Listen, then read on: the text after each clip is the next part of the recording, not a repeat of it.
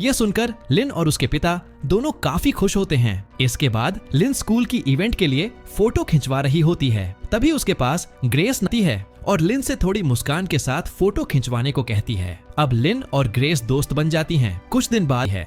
इसके बाद लिन और ग्रेस के फर्स्ट सेमेस्टर के एग्जाम शुरू हो जाते हैं, जहां ग्रेस काफी नर्वस होती है, लेकिन लिन उसे हौसला देती है और रिलैक्स रहने के लिए बोलती है। फिर लिन क्वेश्चन पेपर देखती है और हैरान रह जाती है, क्योंकि सारे प्रश्न वही होते हैं जो लिन ने ग्रेस को समझाए थे। यह बात लिन ग्रेस को भी बताती है, पर ग्रेस को किसी प्रश्न का उत्तर नहीं पता होता और वह फेल हो जाने के डर से रोने लगती है। अब लिन जल्दी से अपना पेपर समाप्त करती है और सारे उत्तर एक रबर पर लिखकर अपने जूते में रखकर ग्रेस के पास भेज देती है। टीचर भी उनके पास राउंड मारने लगता है, पर उसे कुछ दिखाई नहीं देता। फिर ग्रेस अपना जूता लेकर लिन की तरफ फेंकती है और वह टीचर के सामने चला जाता है, लेकिन इससे पहले कि टीचर जूता देख पाता, लिन उठकर चालाकी से जूता पहन लेती है और अपना पेपर भी सबमिट कर देती है। ग्रेस भी लिन द्वारा बताए गए उत्तरों को अपने पेपर में भर देती है। इसके बाद इन दोनों का रिजल्ट आता है, जिसमें ग्रेस के काफी अच्छे ग्रेड्स होते हैं। यह देखकर ग्रेस बहुत खुश होती है और लिन को अपने बॉयफ्रेंड पैट के घर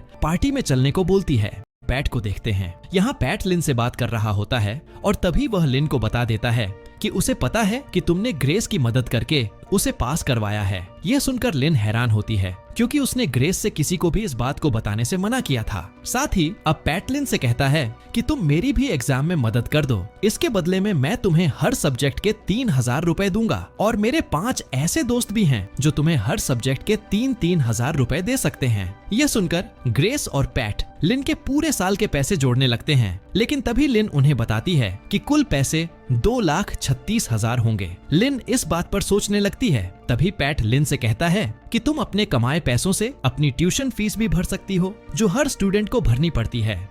इसके बाद रात के समय लिन अपने एडमिशन फॉर्म को देखती है, जिससे उसे पता चलता है कि उसके पिता ने स्कूल में 2 लाख रुपए की फीस दे दी है। यह जानकर लिन काफी उदास हो जाती है और पियानो बजाने लगती है। लिन के कानों में एक धुन बजती है, जिससे उसे एक आइडिया आता है। अगले दिन लिन उन सभी लोगों को बुलाती है जो लिन को पेपर में मदद करने के लिए फीस देने वाले थे। यहाँ लिन पियानो पर एक धुन बजाती है और सभी लोगों से कहती है कि तुमको बस एग्जाम के समय मेरी उंगलियों के इशारों से प्रश्नों के उत्तर समझने होंगे। अब ये सब लोग आराम से लिन की उंगलियों को देखकर यह पता लगाने लगते हैं कि उत्तर क्या है। इसी तरह लिन इन सब बच्चों को एग्जाम में चीटिंग कराकर पैसे कमाने लगती है।